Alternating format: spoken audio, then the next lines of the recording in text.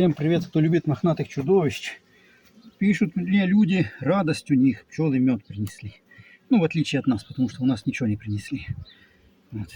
И люди пишут, можно ли качать незрелый мед, потому что улей лежак заливают пчелы лежак медом, матке некуда откладывать расплод. В общем, намечается апокалипсис. Переживает народ. Что делать? Очередной вопрос. Что делать? Вот, блин, маточник, елки-палки. Мы что, роиться собрались? Эй, как же я вас прозевал. Вроде не должны были бы, а маточник есть. Так, надо внимательно их осматривать, потому что мы пилоты и маточник. Капец, нехорошо получается. Нехорошо мы себя ведем, товарищи мохнатые. Вредные пчелы. Так, ну, у нас такой проблемы нет, как заливание медом. Вернее, нектаром, потому что у нас и меда того нет. Вот. Капля там принесли, каплю. Они что принесли, то и сожрали. Так, пыльца.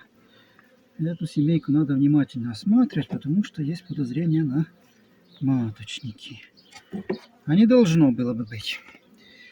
Ну, всякое бывает.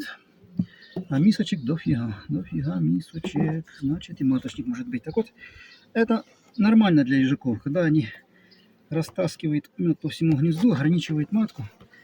Обычно это бывает, если взяток хороший. Вот что делать, пишут. Выкачивать мед не запечатанный или ждать, когда запечатают.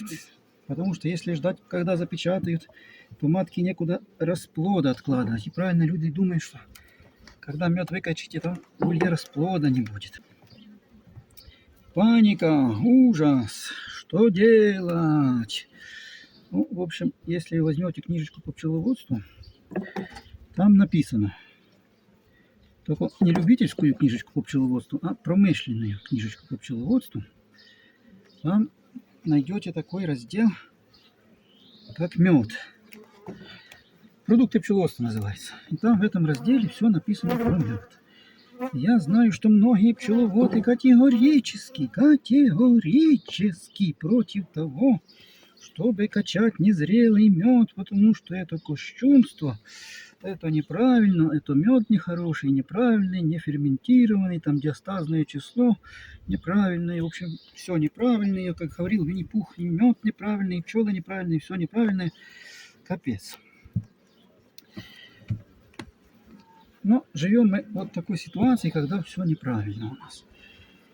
Так вот, в книжечке по пчеловодству написано, что с целью увеличения выхода меда из ульев или из конкретно взятого улья допускается выкачка незрелого меда. Что такое зрелый мед? Это когда влажность там 21%, 20, 21, это уже зрелый мед, а то и 18. Вот. А если там влажность выше 21, это уже незрелый мед, но промышленное пчеловодство допускает его выкачивать для того, чтобы повысить урожайность меда из улья. Почему так? Рассказываю, потому что они действительно нектар разливают по рамкам, им надо нектарные поля. Что такое нектарные поля, я рассказывал. Если у вас нет нектарных полей, меда у вас не будет, потому что мед собирается на нектарных полях. Что такое нектарные поля? Это рамка с пустыми ячейками. Это называется нектарные поля. Они заливают нектар в эти ячейки и начинают его сушить, то есть выгонять из него воду, то есть загущать его. И чем больше у вас вот этих рамок, тем больше нектара они могут залить в эти нектарные поля. Чем шире нектарные поля, тем больше нектара незрелого они могут разлить и больше площадь высушивания. Это, в свою очередь, повышает скорость высушивания. Понятное дело, после того, как они мед высушивают, они его подбивают кверху и начинают сверху его печатать. То есть обширные нектарные поля увеличивают как скорость высушивания меда, так и принос меда, потому что чем больше нектарных полей, тем больше нектара они могут занести в улей на обсушку. Сейчас я эту рамочку временно заберу в ящичек, может я у них ее заберу.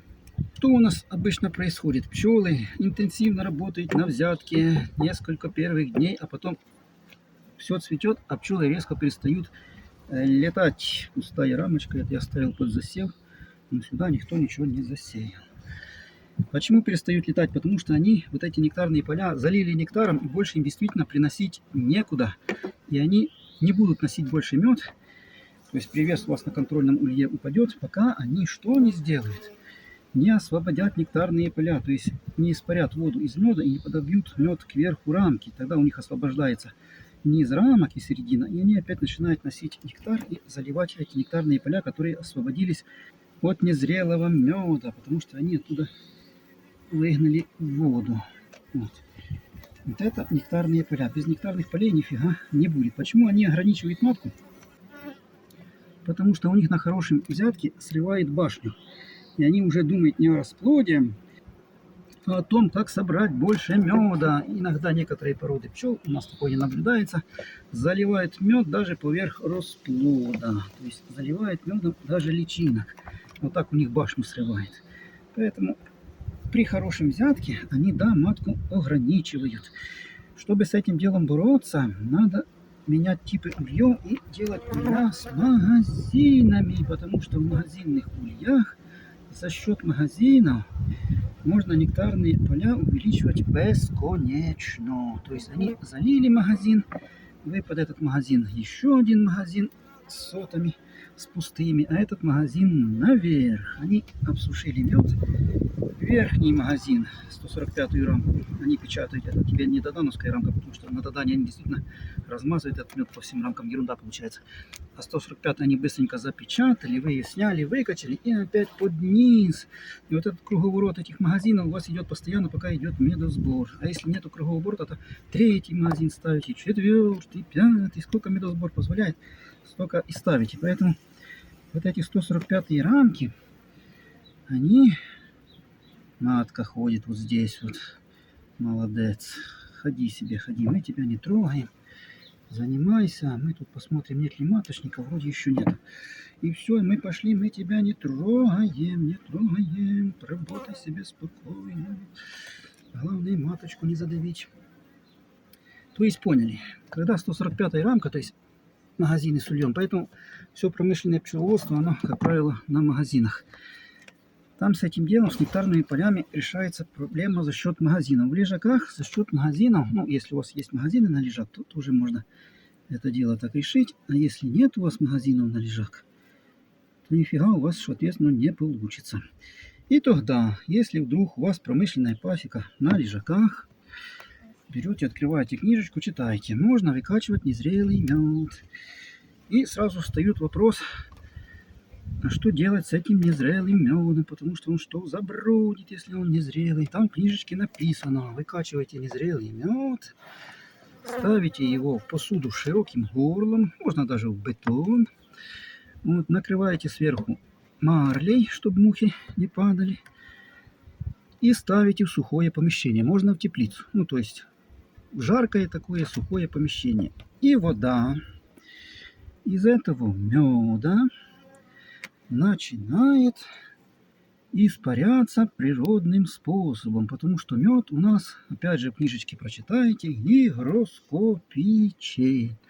Что такое гигроскопия? Гигроскопия это такая штука, когда мед может в себя воду забирать. То есть, если вы поставите незапечатанный мед возле него большую влажность создадите, то мед в себя воду будет брать. Вот, то есть гигроскопия впитывает в себя воду из окружающей среды.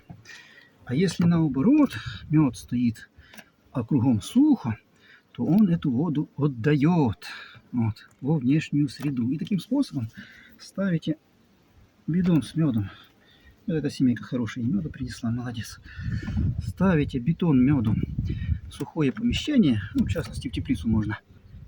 И искусственно дозреваете мед. Это так и называется. Искусственное дозревание меда. Да, по ферментации, по диастазному числу он там немножко будет хуже, чем тот, который пчелы запечатали. Но, тем не менее, по ГОСТам он проходит. Поэтому, если у вас такая вот беда, заливают все медом. Незрелый мед можно качать и потом искусственно дозревать. Но искусственно дозревать придется обязательно, иначе забродит. Так, это первый вариант. Второй вариант следующий. Иногда в лежаках, и это не секрет, пчелы даже зрелый мед просто не печатают. Не печатают. Я вам сейчас на примере покажу, потому что уже прошло больше недели. Вот видите, медочек. Вот медочек. Сейчас я пчелок струшну отсюда, чтобы вам было виднее. Вот видите, медочек. Медочек блестит, медочек. Медочек, видите, блестит. Это медочек. Это уже зрелый медочек. Чтобы определить зрелость меда, вот так вот берете рамку и вот так вот трусите на гнезду. Вот так вот посильнее. И как видите, из ячеек мед не вытекает. Тут нету капелек. Вот это зрелый мед. Он хоть и не запечатанный, но его все равно можно выкачивать. Почему? Потому что это уже полностью зрелый мед, только не запечатанный. Такая особенность 300 рамки, что пчелы мед на 300 рамках не запечатывают. Почему сделали 145 рамку тоньше? Потому что они подбивают мед вверх, и, как вы знаете, у Додана обычно печатает, ну, вот столько там, 10-12 сантиметров сверху. А дальше все, мед, как правило, идет не печатанный. Это в гнездовой рамке. Так вот, 145 рамка обеспечивает полностью запечатанный мед на всю 145 рамку. Поэтому ее такую укороченную и придумали, чтобы матка туда не откладывала яиц, и пчелки быстрее запечатывали мед. Вот так вот делаете, стряснули рамку. Видите, мед из нее не льется, потому что если мед незрелый, он мигом сразу льется, как дождь. Его сразу видно, что он полился из ячеек. Если он льется, то его качать рано. Ну, вернее, его там можно выкачать, но потом надо искусственно дозревать. А если он у вас не льется, то смело его качайте. Влажность там будет не 18, конечно, но около 20-21 будет. То есть по ГОСТу он будет проходить. То есть это будет нормальный мед. Можно качать. Это беда 300 рамок и лежаков. То, что они не печатают зрелый мед на 300 рамках. Такая вот беда. Вот и весь сказ по этому вопросу. Ну, в конце, опять же, черточку подводим. Если мед из ячеек не льется в Додане, в лежаке, на 300 рамку можно качать. Это зрелый нормальный мед, просто это особенность 300 рамки, когда они его не печатают. Если льется, значит, либо не качать, ждать, когда запечатают, либо загустеет, вот, потому что они же не печатают, либо искусственно дозревать. То есть в любом случае незрелый мед для увеличения урожайности. Потому что когда вы незрелый мед вот этот выкачаете, отправите на искусственное дозревание, то ячейки же освобождаются, они опять носят мед. Вот, и таким способом можно взяток процентов на 50 повысить. Ну, то есть медосбор повысить. Поэтому, если хотите заниматься искусственным дозреванием, пожалуйста, тоже никто не мешает. Это если позволяет вам нектарная база. А нам в этом году не позволяет, поэтому у нас таких вообще проблем нет. У нас сейчас проблема вообще пчел накормить, потому что, как видите, гнезда пустые. И до подсолнуха, я так понимаю, будем мы сосать лапу. Такие вот печальные у нас дела по взятку. Никакущий этот год так хорошо начался. Обязательно передаем привет моим мохнатеньким чудовищам, потому что они скучают за вашими приветами. И обязательно пишем комментарии в поддержку этого канала.